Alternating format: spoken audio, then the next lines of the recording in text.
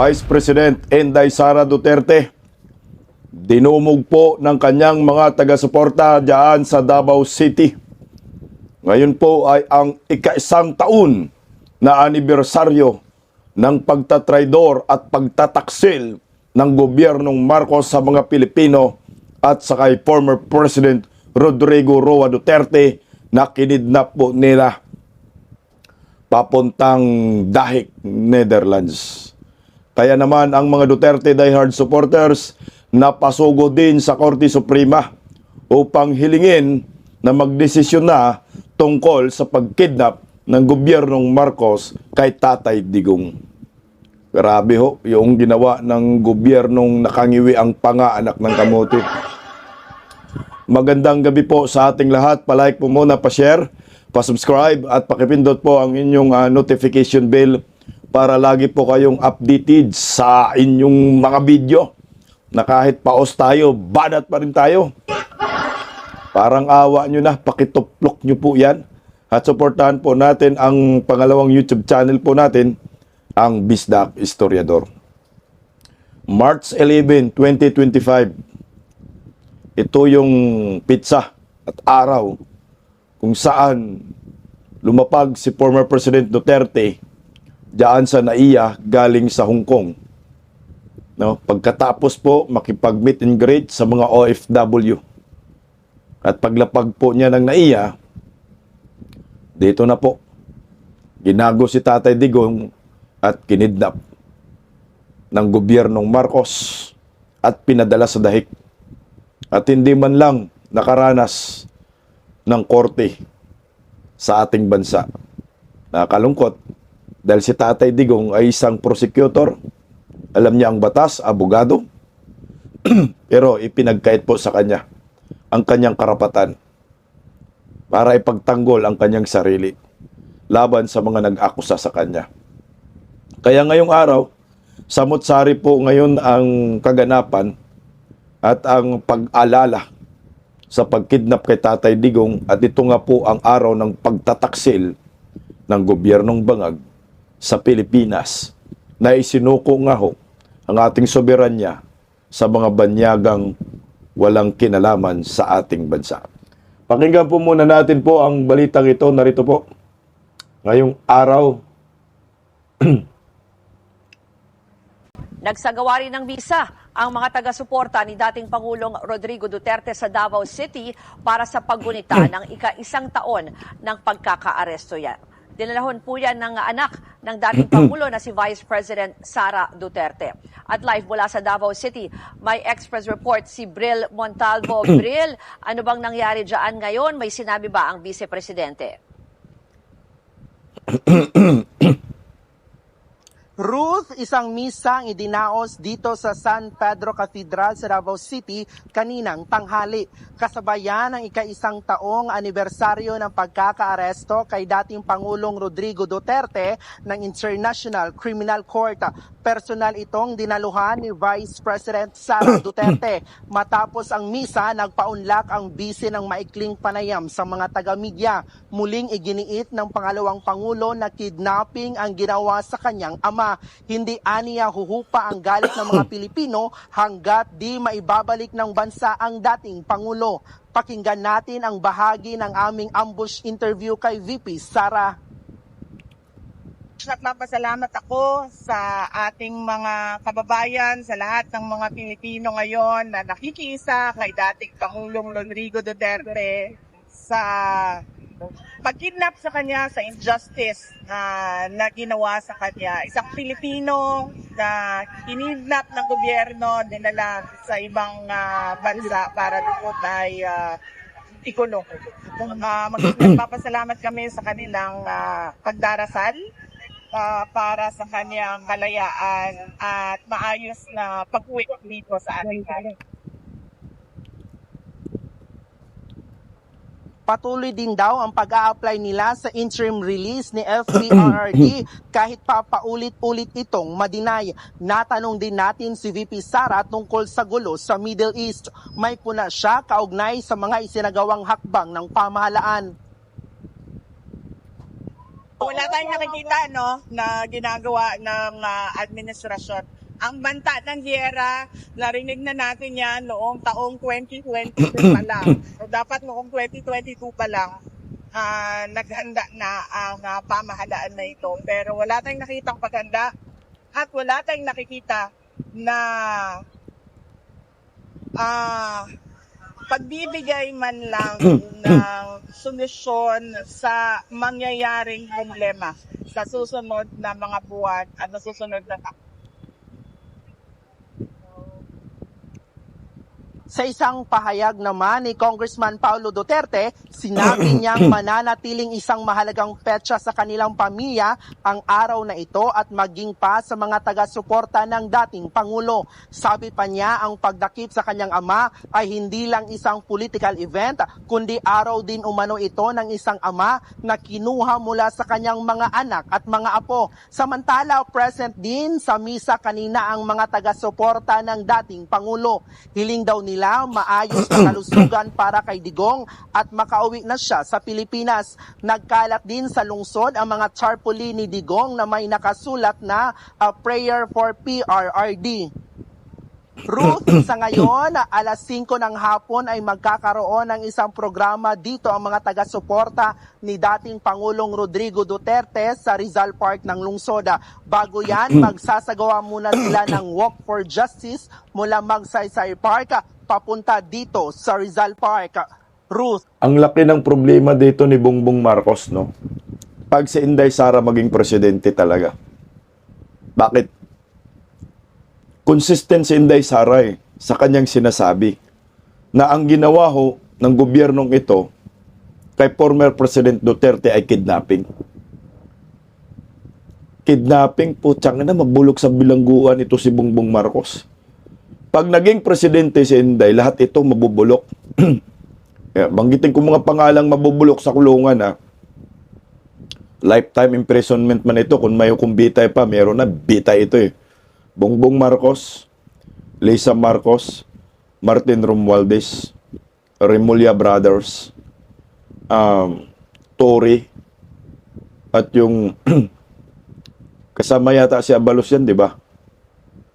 Basta marami pong makukulong yan. Yung mga nabanggit ko, yun yung mga principal, yun mga kasabwat, yun yung mga nagplano. Pati yung isa may Marcos Lacanilaw ba yun? Basta ito yun. Makukulong kayo dito.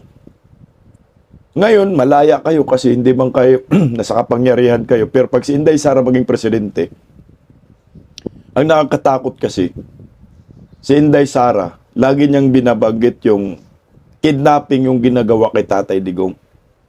Tsaka, kayong mga mainstream media, alisin nyo na nga ho yung sinasabi ninyo pagka-aresto. Hindi man inaresto si Tatay Digong, kinidnap. Wala mang kasalanan si Tatay Digong, walang ang warrant of arrest. Yan ang nakikita natin. Bago natin, pakinggan natin yung yung isang matalik na kaibigan ni Tatay Digong, si Midyal Dia, no? Kasama hanggang sa daig. Nagkwento siya kasi from Hong Kong. Di ba galing ng Hong Kong si Tatay Digong, lumapag sa NAIA, saka kinidnap.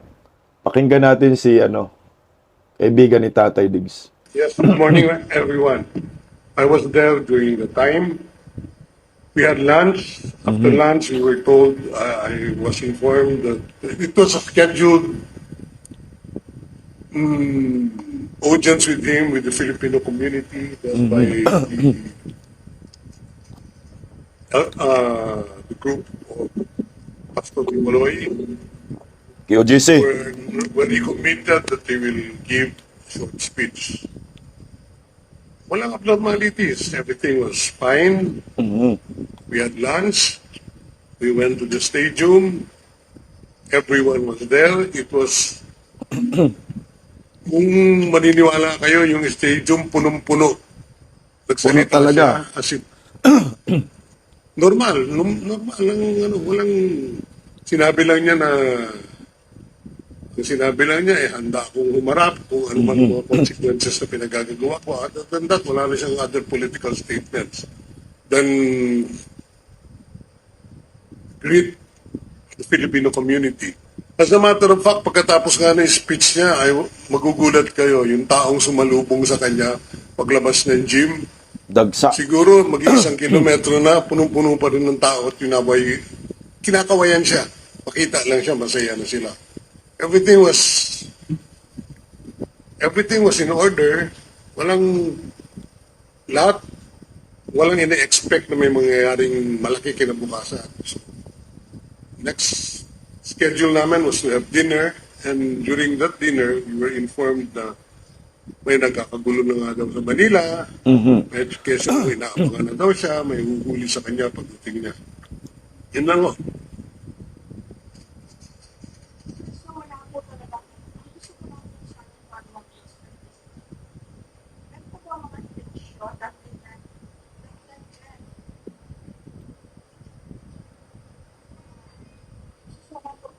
Kung sinabi, Sec, meron po bang mga indikasyon that the events the next day would take such a dramatic turn? Walang mga indikasyon. Kung meron man, kung may warrant man, the normal thing to do was to post a ban. No? Yes. Go to the courts and then post the ban. We never expected na may ICC pala silang dala-dalang warrant na hindi naman nila maipakita ano pagdating ni Senator Plano. Lahat, nasa cellphone lahat. Nandito sa wala. So, ganun no. Ganun ka-simple yung sitwasyon. Dali Kasi dito po yung talaga si dating BBM. sa aming mga Pilipino, no, na parang may nagkanulo or merong ng traidor, but how did you and the former president prepare for what came next? Well, the night before when nakatanggap na nga ng informasyon na naghahanda silang arestuhin ng presidente, hindi namin alam kung anong krimen ang kanyang nagawa except yung sedisyon na sinasabi, which is bailable. Hindi naman namin na-expect yun sa ICC. Kasi sino ba naman mag-expect yun sa ICC? Wala namang Jurisdiction. wala namang investigasyon na nangyayari. Hindi naman siya napapagsabihan kung ano itong mga kaso itong na-file sa kanya. No? Baga sa at least may due process man lang na naibigay sa kanya bago na-implement yung warrant. Wala. Dali si BBM Sa dito. follow-up, were there conversation among your team about security or travel plans? Yes, we had the travel plan. Originally, he was supposed to leave at 2 o'clock in the afternoon, but sabi namin, you may want to consider una i-defer yung pagbalik, no? Pero hindi namin decision yun. Sabi niya, harapin ko to kung ano man ito. Yun ang kanya. Nasa kanya ang desisyon. Sinundan namin siya kung anong gusto niyang gawin. Napagbigyan niya kami nung sinabi niyang agahan natin ang alis natin. Instead of 2 o'clock in the afternoon, let's leave at around 5 o'clock so we will have enough time pagdating sa airport, pagdating sa Pilipinas. Ng korte, mag-post ng ban. That's it. No? Hindi naman namin akalain na isang batalyon na pala yung sasalubong sa amin na magbibigay ng warrant of arrest na galing sa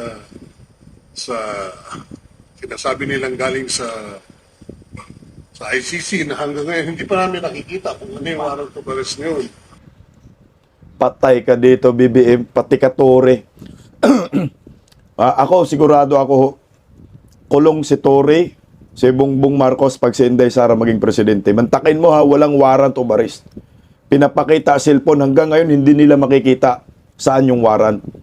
Sabi ko nga sa inyo, there will be a day of reckoning. Believe din ako kay Tatay Digong matapang eh. Kasi abogado si Tatay Diggs. Ang pag-aakala niya ay bibigyan siya ng due process, equal treatment, no? Pagdating sa batas. Hindi siya pinagbigyan lahat ng karapatan tinanggal. Talagang kidnapping ho ito. Grabe ho. Sa akin lang, mas worse ang maranasan ni BBM after ng kanyang termino. Maraming makukulong. O kaya pagsikapan talaga natin maging presidente si Inday Sara. Kasi nga, para maituwi lahat ng kabaluktutan na ginawa ng gobyernong Marcos, lalo na kay Tatay Digong. Ang pinag-uusapan natin to soberanya ng ating bansa. Isang malaking pananagutan po ito. Pakinggan din po natin yung abogado ni Tatay Digong na si Delgra. tuloy ang suporta nyo at pagdadasal sa lahat ng Pilipino ng mundo. And they all come. They all come to Duterte Street, to The Hague, to show their support and prayer. Please continue to do that. It means a lot to him. It means a lot to all of us to be in solidarity with a man who is detained at The Hague. Having said that, hindi lang po yung first anniversary ng kanyang pagkakulong ngayong araw, o hindi inaabangan na rin po natin yung birthday niya. March 28. 81st birthday. So March 28. And I will re-echo what Atty. Kaufman said. Come to the Duterte Street, bring all the flowers and show your love to the former president however way you can.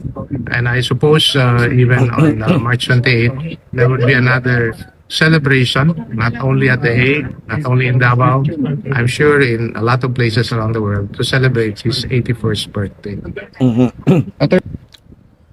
Ayan po, ito na nga ho, meron pang birthday sa March 28, so meron pang talagang malawak na selebrasyon. Kasi naalala po natin no, nung last year, March 28, kasama tayo dun sa Mindula, rally talaga. Gusto na nating sumugod dyan sa Palacio de Polvoron. Ito pa to, grabe. Kabuanan pa talaga ni Tatay Digong, ginago siya ni Bongbong Marcos. Kaya hindi ito makakalimutan ng maraming tao itong araw ng katrayduran ng mga Marcoses sa maraming Pilipino. Alam niyo po, tayo mga Pilipino, dapat ipaglaban po natin ang ating karapatan.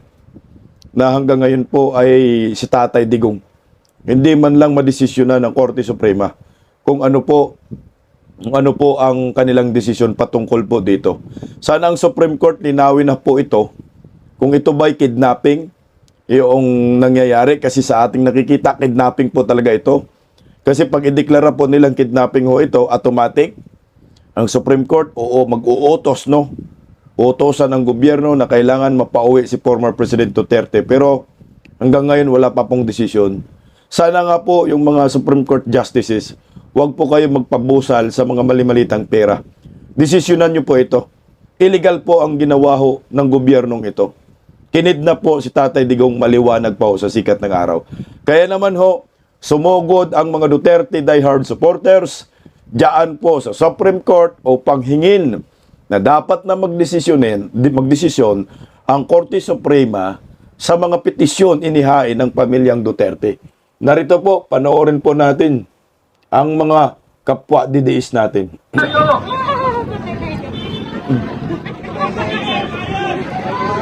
Ayan na. Mabuhay ang hakbang ng Panginoon! Mabuhay ang limong power movement na ano naman magagawa! Kasama sila ni Topacio.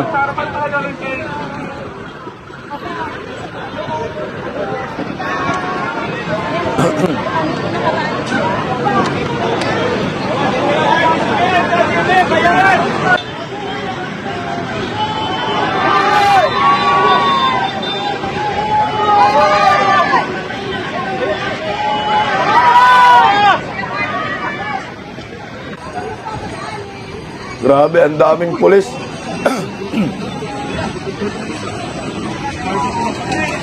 Anak na yung kamuti, oh. Narado yung Supreme Court.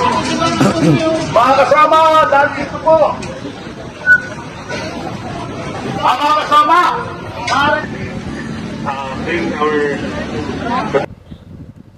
Ayan po yung mga DDS na pasugod po ngayon sa Korte Suprema para hilingin po na dapat magdesisyon na po ang Supreme Court sa nangyayaring pagkidnap kay Tatay Digong. Ika-1 taon na po ngayon, ha. Last year po nangyari yan, March 11. Parang awa nyo na, Korte Suprema, galawin nyo na po ang inyong baso. Ang liwanag na po na kidnapping yung nangyayari. Sabi ni Medialdia, walang warrant of arrest. Ang sabi na sa cellphone, hanggang ngayon wala pa rin maipakitang warrant of arrest. Meron ng preliminary na investigation, confirmation of charges, nagkaroon ng mga hearing. Kinulong na si Tatay Digong. Nahimatay na si Tatay Digong sa dahig. Hanggang ngayon, wala pa rin warrant of arrest na maipakita itong gobyernong Marcos, anak ng kamuti. Pag naging presidente si Inday Sara, panigurado, kulong kayong lahat. Itong mga ganitong kaganapan, maraming mga supporters na sumusuporta kay Tatay Digong, inaalala yung kataksilan ng gobyernong ito. Ako, kasama po ako diyan noong last year. Walang tulugan din yan, wala rin boses namin, nakatuto kami kay Tatay Digong, kay Inday Sara, at muntika na nga ho dyan magkaroon ng napaawat lang natin si Lungher kasi kung di natin napaawat yon baka marami pong patay sa amin. Kasi nga, wala po kaming panlaban doon. Ang hawak ng mga pulis ay mga armas. Mga Special Action Forces nga ho yun. Ganun katindi. Parang yun po ang nangyayari sa KOJC SIDS. Ganun din ang nangyayari kay Tatay Digong dyan sa Villamor Airbase. Kasama tayo sa history. Kasama, saksi po kayong lahat. Kayo rin nanonood sa akin. Yung katrayduran ni Bongbong Marcos, wag po nating kalimutan yan. March 11, 2025. At pakinggan rin po natin, natutuwa po tayo kasi nga marami pong senador ngayon eh. Tsaka maraming mga senador na natulungan ni former President Duterte. Halos yung mga nakaupo dyan sa Senado, natulungan yan ng Duterte, ng mga DDS. Wala man lang mga boses ngayon. Hindi man lang nakikipaglaban para sa bayan. Except kay Bato, nagtatago na rin.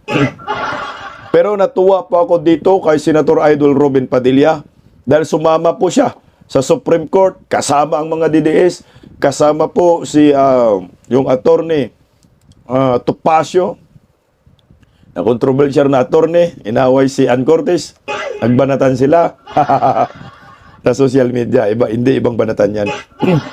At sinakyan ng mga komunista. Pakinggan natin si Idol Robin Padilla. Yes, okay po. Kapit mo kang lumayo. Okay. Sige po. Game na kayo guys. Sir, ano po yung agenda natin dito ngayon sa Supreme Court? Did we file any petition po? Maraming salamat po sa pagbibigay nyo ng atensyon sa amin.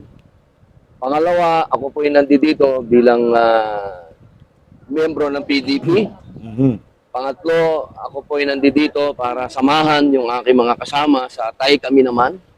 Dahil kami po ay halos masasabi po natin na sa matagal na panahon, 1 taon na ho, medyo nangangamba na ho ang maraming mga nagmamahal kay Digong.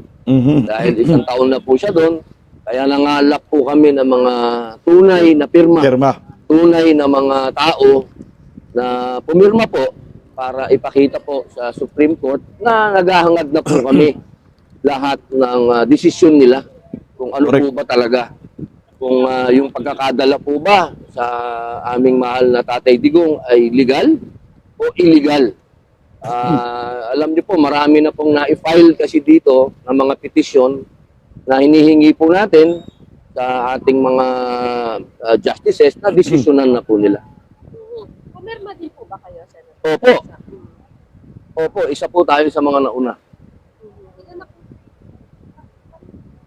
Ilan na? 238,561 signatures. First batch. Ano po, combination po yun, sir, ng first and second Okay. batch. Today, we filed 70,000 signatures. 150,000. Meron pa susunod. Meron pa po sa Ah. And the goal of the signature is to urge the Supreme Court to release the decision sa mga consolidated. Correct. Marami pong nag-aantay ng mga kababayan natin. So yung signature campaign na Tay Kami Naman, ang purpose pala doon ay hilingin na magdesisyon na ang Korte Suprema. Kasi nga long overdue na po ito eh. Kasi mantakin mo eh. Pagka-aresto kay Tatay Digong, nagpetisyon na agad eh. Pagka-aresto, pag-kidnap, no? Yun yung tamang term talaga. Kailangan na ulit-ulitin natin yung word na pag-kidnap. Pag-kidnap kay former President Duterte noong March 11, ng 2025, marami na pong petition dyan sa Korte Suprema eh. Tapos nagpetition din sila Katie Duterte, pamilyang Duterte, para nga ho pagdesisyonan kung ito ba'y illegal or legal. Pero maliwanag pa ho sa sikat ng araw eh. Kakasabi lang ni Medial Dia na ito ay kidnapping talaga, illegal talaga. Sabi rin ni Inday Sara, bugada naman si Inday Sara, Wala nga akong warrant of arrest eh. Paano mo arestuhin yung isang tao wala kang warrant of arrest? Cellphone lang pinapakita ni Turi, anak ng kagwang. Ang laki po ng pambababoy ng gobyernong ito kay former President Duterte na hindi ho po pwede itong makalimutan. Dapat magbayad dito si Bongbong Marcos. Ang Marcos admin, hindi lang si Bongbong, lahat ng nakipagsabwatan dito para lamang si Digong ay kidnapin. Ito ay maliwanag na state-sponsored po ito na kidnapping, na harap-harapan niluloko ang taong bayan. Kawawa nga po tayo eh. Bakit? Binibilatan tayo nila eh. Para bang sinabi, wala kayong mga pinag-aralan, wala kayong mga alam sa batas. Gawin namin ang gusto namin gawin. Kaso nga ang problema dito, yung kapangyarihan ng mga animal na ito, hindi naman hong habang buhay yan. Kahit anong gagawin nila, impeach ba nila si Inday Sara or i-convict nila dyan sa impeachment court, sa Senate, may Duterte pa rin na magiging Pangulo. Kahit sabihin na lang natin, convict nyo si Inday Sara dyan sa impeachment court, sa Senado. May mayor basti kami, may pulong kami. Kaya kahit sinong Duterte ang mangyayari, o ang tatakbo sa pagkapangulo, kung i-impeach nila si Inday Sara dyan sa impeachment court, si Basti man yan o si Pulong man yan, panigurado, landslide yan, panalo pa rin yan. Wala pa rin kayong takas dito. Kaya yung impeachment, anak ng kagwang. Manguyot na lang kayo dyan, dahil hanggang dyan lang kayo. Pero yung sasabihin ninyo, makonvict si Inday Sara, malabo po yan sa sabaw ng pusit, hindi po mangyayari yan. Malabong malabo yan.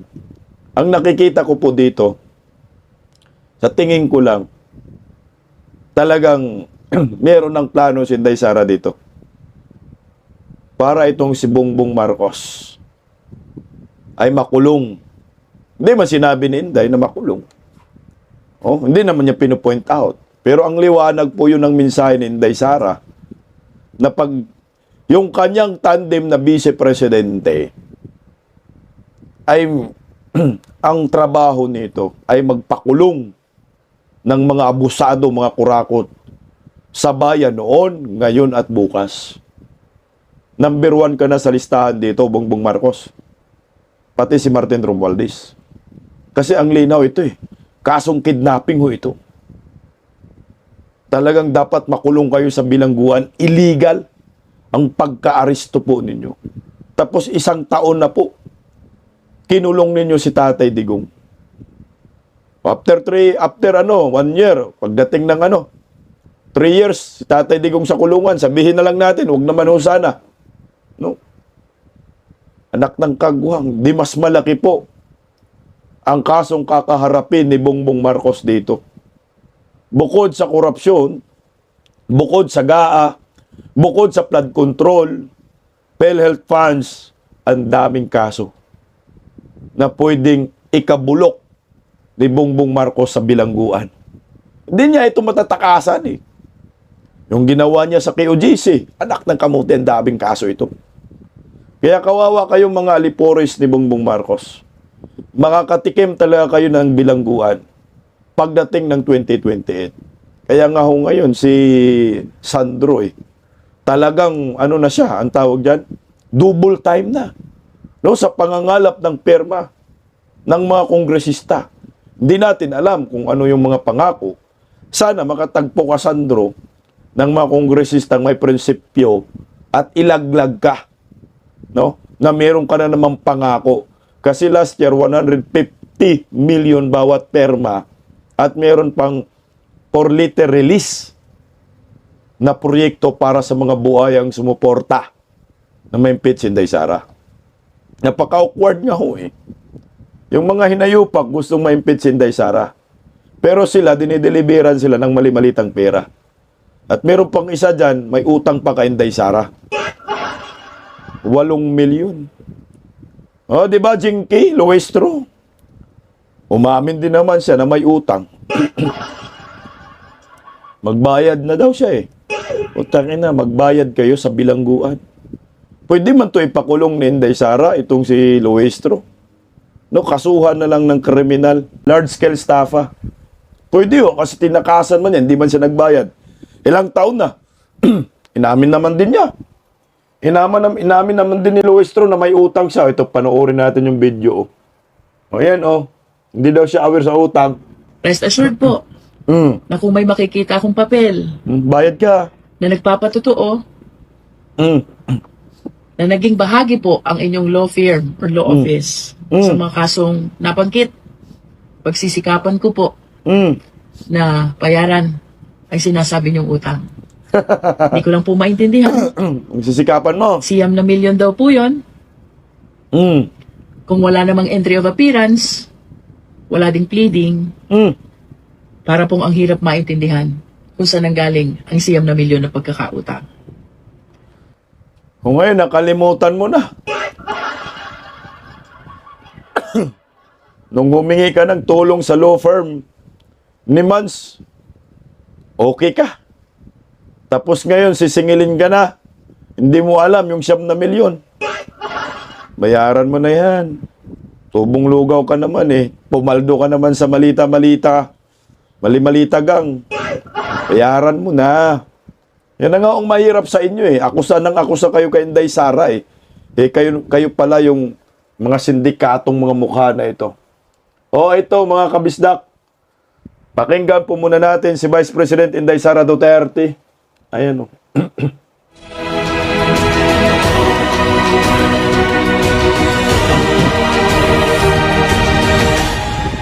Assalamualaikum warahmatullahi wabarakatuh.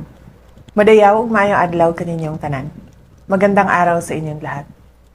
Ngayong araw, kinugunitan natin ang unang anibersaryo ng isang kaganapang sumubok sa ating demokrasya at sa mga prinsipyo ng due process at rule of law.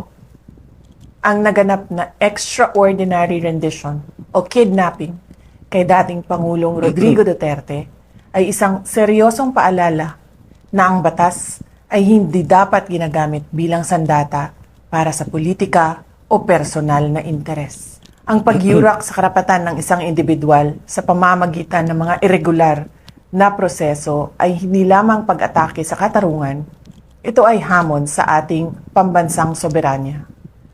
Ang isang tunay na malayang bansa ay pinapatakbo ng sariling mga institusyon na malaya mula sa anumang panlabas na panghihimasok o dikta. Ang anibersaryong ito ay isang panawagan para sa ating lahat na manatiling mapagmatyag. Kailangang manatiling malaya, tapat at matatag ang ating mga institusyon laban sa anumang pagsubok na baluktutin ang hustisya. Walang sino mang Pilipino ang dapat pagkakaitan ng proteksyon ng ating saligang batas. Sama-sama nating itaguyod ang isang Pilipinas kung saan ang batas ay kalasag ng katarungan at ang ating soberanya ay iginagalang ng lahat. Patuloy nating ipaglaban ang dangal ng ating bansa. Mahalin natin ang Pilipinas para sa Diyos sa bayan at sa bawat pamilyang Pilipino. Syukran. Ipakulong mo silang lahat, Day. Pag naging presidente ka, Day. No mercy. Pakulong mo yung mga animal na yan, makaganti ho tayo. Narito rin naman yung kaunting interview kay Vice President Inday Sara Duterte. Hindi lang mga Tabawenyos, no? Mga Pilipino, galit sa nangyari. Kidnap kay dating Pangulong Rodrigo Duterte. It is unthinkable that a government, no matter the political differences with the administration, would send a citizen to a foreign jurisdiction to be detained and tried for crimes against humanity na walang basihan at walang maayos na witnesses. So, galit ang mga tao. Isang taon na sila galit at hindi pa yung galit hanggang hindi pabalik dito sa Pilipinas sila nating Pangulong Rodrigo. Ayan, medyo ano lang yung audio Alam nyo po, sa totoo lang, hindi lang naman dabawin nyo yung galit dito. Sa gobyernong nakangiwi ang pangakundi maraming mga Pilipino. Noong una, mga DDS lang yung po yung galit nung nangyayari kay Tatay Digong.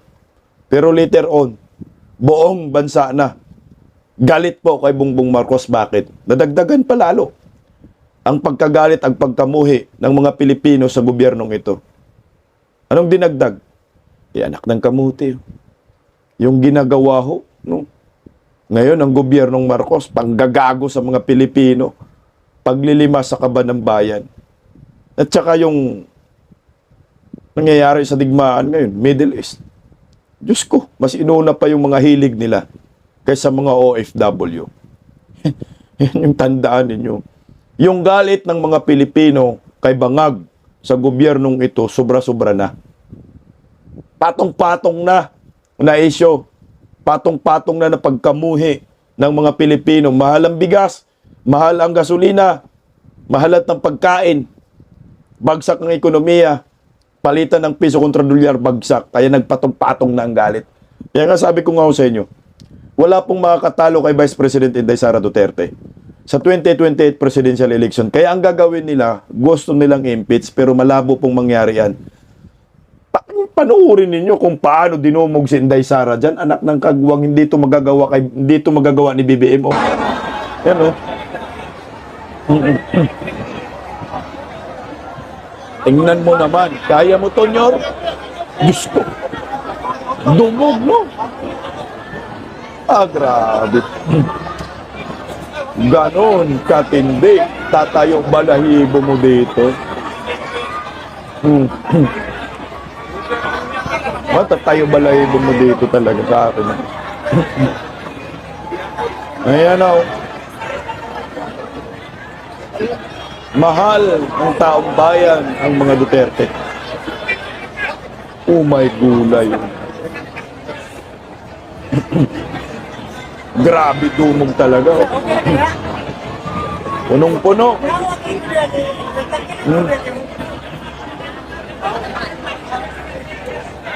Ayan na, bungit. Hindi nyo kaya to, mga bubonistang panganista. Ganito karaming tao. Ayan o. Pinagkakaguluhan o. Selfie dito, selfie doon. Parang nagiging santa dyan si Inday Sara eh. Sa loob po ng simbahan pa yan ha. Hindi mapigil ng tao na talagang Duterte. Kahit sa simbahan, sumisigaw Duterte.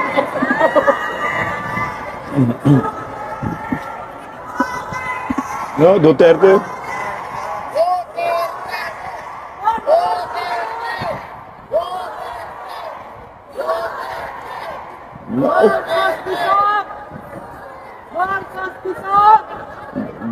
Duterte sigaw, may sigaw din, Marcos Pisot.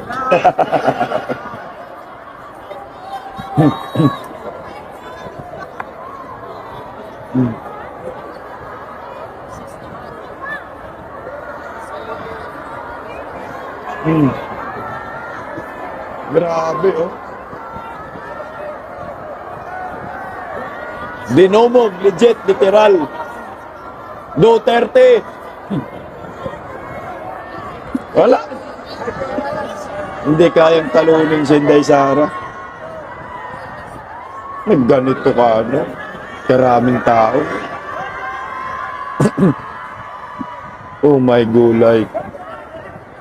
Sa simbahan na yan, ha?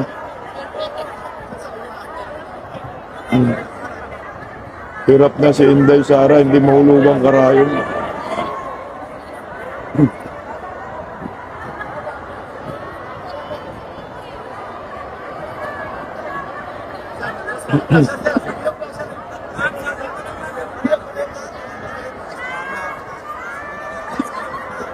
Grabe. Rockstar na rockstar talaga.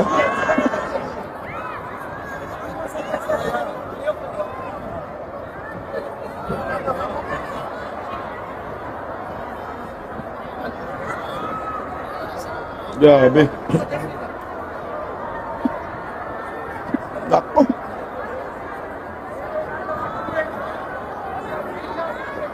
Oh, walang karte-arte si Inday.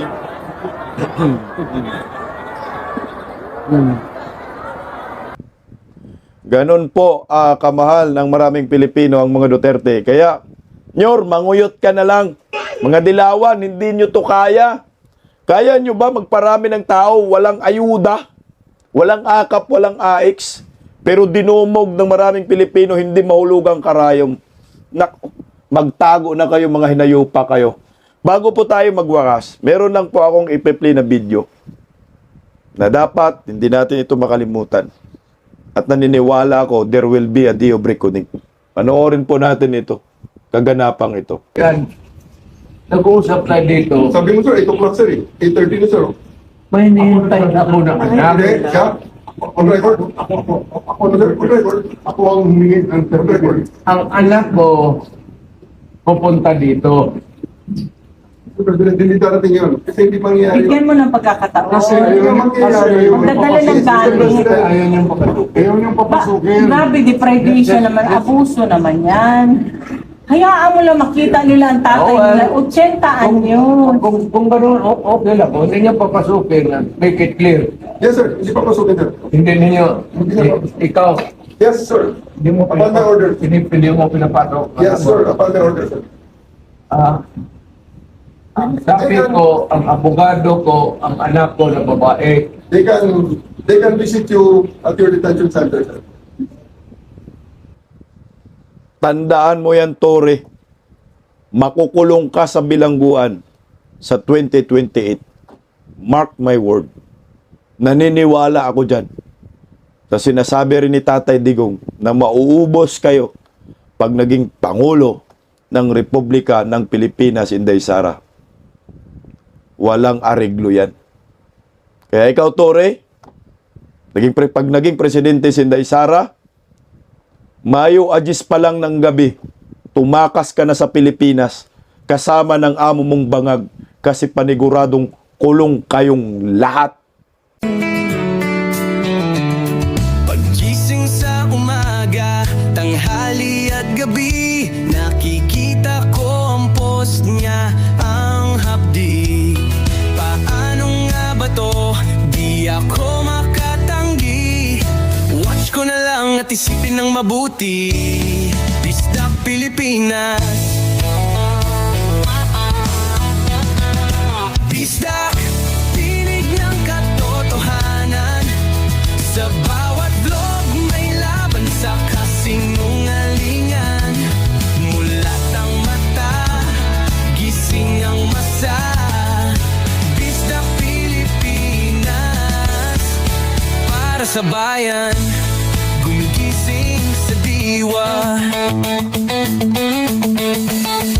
Sa likod ng kamera, tapang ang dala, walang sinasanto kung mali ang gawa. Hinay-hinay, pero palaban. Boses ng tao sa digital na labanan. Bisdak, tinig ng katotohanan. Sa bawat vlog may laban sa kasinungalingan. Mulat ang mata, gising ang masa. Bisdak Pilipinas, para sa bayan, gumigising sa diwa.